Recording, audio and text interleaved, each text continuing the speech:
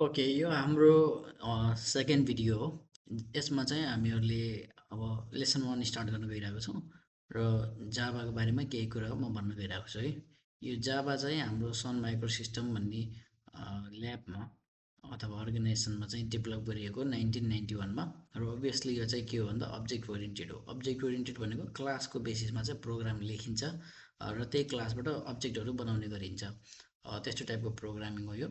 र यो पहिला चाहिँ जाभालाई हामी ओक भन्ने गर्थ्यौँ र यो नाम चाहिँ कसले दिएको भन्दा जाभा, जसलाई फादर अफ जाभा पनि भनिन्छ, जेम्स गोसलिङ भन्ने प्रोग्रामर अथवा साइन्टिस्टले चाहिँ जाभा प्रोग्रामिङ ल्याङ्ग्वेज बनाएको है त। त्यसपछि अब यो जाभा प्रोग्राम पढिसकेपछि यदि तपाईँहरूलाई आउँछ भने हामी हरेक कुराहरू बनाउन सक्छौँ। सफ्टवेयरदेखि लिएर मोबाइल एप, वेबसाइट अरू कुराहरू चाहिँ बनाउन सक्छौँ। र यही हामी इम्पेडेड कुराहरू गरेर रोबोटिक्सहरू पनि बनाउन सक्छौँ, अभियसली गेम्सहरू। यो चाहिँ हाम्रो यसको युज भयो। अब यो थ्योरी पार्ट छ, त्यसैले म एकदम फास्ट पनि गइरहेको छु। अब यो जाभा प्लेटफर्म भन्ने चाहिँ बेसिकली सफ्टवेयर इन्स्टल गर्ने बेला डिफ्रेन्ट डिफ्रेन्ट एडिसनवाला युज भइरहेको हुन्छ। र यदि हामीलाई सिम्पल यो हामीलाई प्रोग्रामहरू गर्नुपर्ने छ, हाम्रो सिलेबस बेसिसमा चाहियो भने हामीले स्ट्यान्डर्ड एडिसन चाहिँ डाउनलोड गर्छौँ। जाभा एसी भन्ने गर्छ, जसमा हाम्रो बेसिक कभर प्रोग्रामहरू कभर हुन्छ। अर्को हुन्छ इन्टरप्राइज एडिसन।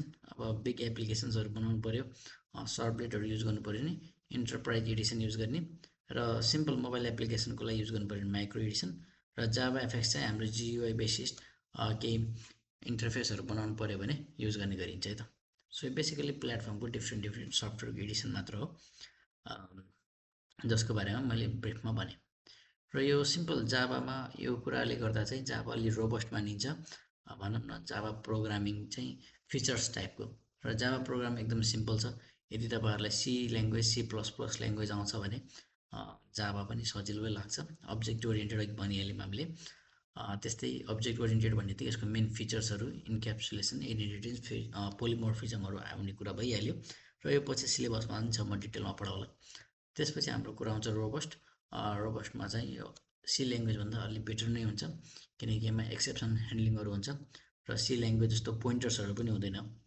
पोइन्टर नभएको भन्नाले यो सिक्योर पनि छ, हाम्रो मेमोरीमा राखेको डेटाहरू चाहिँ सेफसँग हुन्छ भन्ने कुरा पनि छ।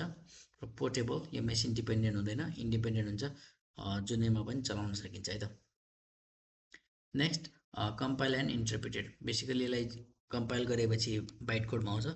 बाइट कोडमा यदि हामीसँग छ भने कुनै पनि सफ्टवेयर सिस्टमले चाहिँ यदि जाभा त्यहाँ रन हुन्छ भने हामीले लेखेको प्रोग्राम पनि इजिली रन हुन्छ। ओके, त्यसैले चाहिँ यसलाई यो पोइन्ट लेखिएको। र यति चाहिँ यो पोइन्ट इम्पोर्टेन्ट पनि छ, यो सोधिरहेको हुन्छ, यो चाहिँ हामीले लेख्न सक्नुपर्छ है त। र जाभा आर्किटेक्चर एउटा डायग्राम छ यो म लेसन 2 सुरु हुने बेला देखाउँछु। अहिले हामी जस्ट यसलाई स्किप गऱ्यौँ।